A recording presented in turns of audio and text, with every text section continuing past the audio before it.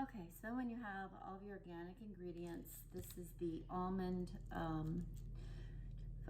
flour tortilla, the veggies. We've got some mixed greens here, almond cheese, rotisserie chicken, tomatoes, and of course a little avocado. Then what you do, because the almond tortilla tends to kind of break a little bit, so you have to do it like this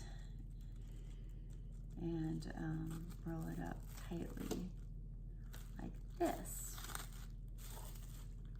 And then this end you fold in and you continue, this one's a little full, to roll it up this way. So then when it's time to eat it, you can eat it easily by opening this up, peeling it back, and eating it.